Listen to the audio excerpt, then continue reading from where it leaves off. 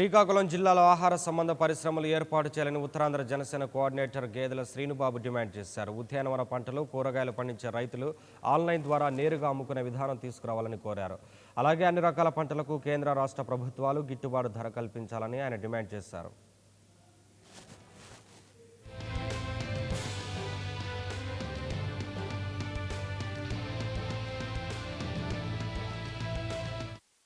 మీకు కొన్ని ఎగ్జాంపుల్స్ చెప్తాను నేను.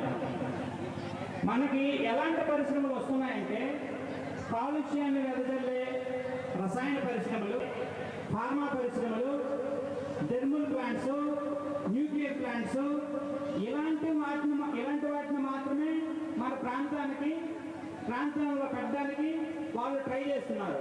ఎందుకంటే వాళ్ళ నిర్లక్ష్య ధోరణి మన ఉత్తరాంధ్ర మీద అలా ఉంది. అలాంటి ప్లాంట్స్ ఇక్కడ పెట్టడం వల్ల ఏం జరుగుతుంది? రోజు రోజుకి ఇక్కడి నుంచి ప్రజలు వలస వెళ్ళిపోతున్నారు.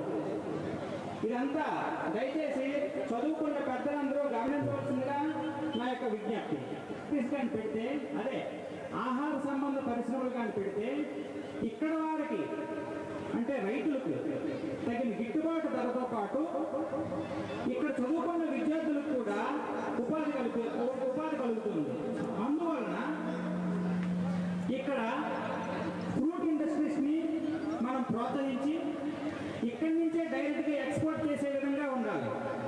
అలాగే ఒకప్పుడు మనం ఏదైనా మన ఉత్పత్తులని బయటికి అమ్ముకోవాలనుకుంటే దళారీ వ్యవస్థ ఉండేది. ఆ దళారీ వ్యవస్థని రూపుమాపడానికి మనం ఏం చేయాలంటే డైరెక్ట్గా ఆన్లైన్లోనే అమ్ముకునే విధంగా ఇక్కడ స్టూడెంట్స్కి అలాగే రైతులకి అవగాహన సదస్సులను ఏర్పాటు చేయాలి. అప్పుడు రైతులకి తగిన గిట్టుబాటు ధర వస్తుంది. దానిలో భాగంగానే మీకు అక్కడ చూశారు కదా, ఉత్తరాంధ్రలో 10 లక్షల ఉద్యోగాలు కల్పన.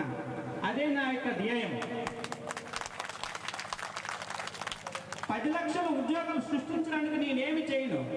ఇక్కడ ఉన్న వనరులు ఉపయోగించుకొని ఇక్కడ వాళ్ళకి ఎలాగా మనం ఉపాధి కల్పించవచ్చు అనేది ఒక ప్రణాళిక కానీ చేస్తే వచ్చే 5-10 లక్షల ఉద్యోగాలని చాలా ఈజీగా ఇక్కడ స్థాపించగలము, క్రియేట్ చేయగలము అనేది నా యొక్క ప్రగాఢ విశ్వాసం.